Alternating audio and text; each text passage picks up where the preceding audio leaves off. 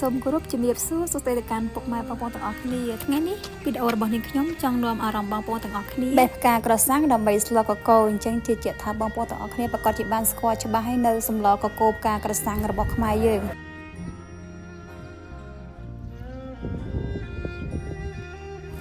ចាអញ្ចឹងដើមក្រសាំងយើងមិនងាយឡើងដោយសារតែវាមានបន្លាមែនទេទាំងអស់គ្នាបន្លាវែងល្អតែចាក់ខ្ចៅដោយសារតែពេលនេះគឺជារដូវប្រាំងចាគឺចុងឆ្នាំអញ្ចឹងគឺជារដូវដែលមានផ្កាក្រសាំងហើយនិយាយពីស្លឹកវិញលាស់ឡើងពណ៌បៃតងខៀវស្រងាត់នៅពេលដែលយើងបានកយគុណមើលរុក្ខជាតិដែលមានពណ៌បៃតងស្រស់ឆើតឆាយអញ្ចឹងធ្វើឲ្យអារម្មណ៍របស់ពួកយើងស្រស់ស្រាយបានធូរស្បើយរំសាយអត់ទុកកង្វល់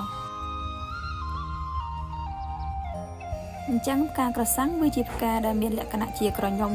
អញ្ចឹងយើងបេះតែម្ដុំមកធ្លាក់មកទាំងដុំប៉ុន្តែដោយសារតែឥឡូវនេះគឺមានក្មេងៗគាត់ដើរបេះលក់អញ្ចឹងហើយបានជាយើងពិបាកក្នុងការបេះសន្សំទម្រាំតែបានមួយសម្ល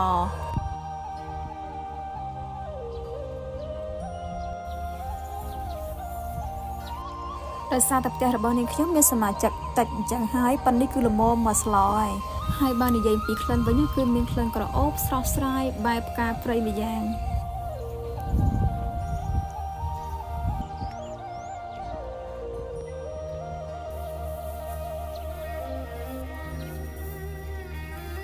ដោយសារពេលនេះគឺជារដូវចម្រូតហើយនេះគឺជាគល់កញ្ច្រាំងស្រូវធ្ងន់អញ្ចឹងមើលទៅវាធំក៏នឹកឃើញថាបេះបំពង់វាមកធ្វើកញ្ចែផ្លុំលេងអញ្ចឹងនេះគឺរំលឹកនៅពេលដែលនាងខ្ញុំនៅវ័យកុមារអត់មានកញ្ចែអត់មានរបស់ជ័រអីលេងមានតែកាច់នេះកាច់នោះយកមកលេងតែសប្បាយខ្លាំងមែនតើ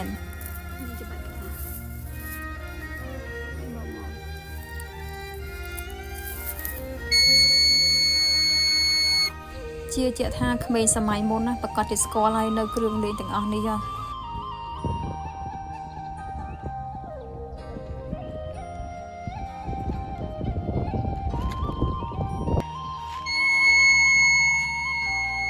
Stronger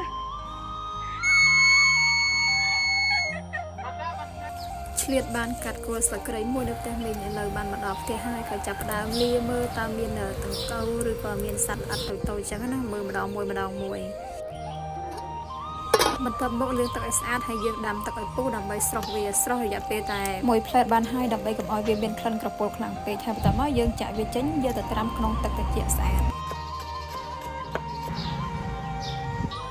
ចាប់ផ្ដើមធ្វើគ្រឿងក្រៅហាន់គល់ស្លឹកគ្រៃរមៀតម្ទេសអីបុកចូលគ្នាចំណែកប្រហុកនេះខ្ញុំប្រើរៀងក្រាស់បន្តិចចំពោះសម្លកកូរអញ្ចឹងយើងក៏ច្រាំវាឲ្យម៉ត់ដើម្បីកុំឲ្យមានឆ្អឹងហើយយើងចាប់ផ្ដើមធ្វើការហាន់សាច់និងបុកគ្រឿងដល់ពេលយើងស្លហើយបន្ទាប់ពីឆ្នាំងក្តៅហើយយើងចាប់ផ្ដើមដាក់ខ្លាញ់ហើយយើងដាក់គ្រឿងចូលដើម្បីរំលីងគ្រឿងឲ្យឈ្ងុយសិន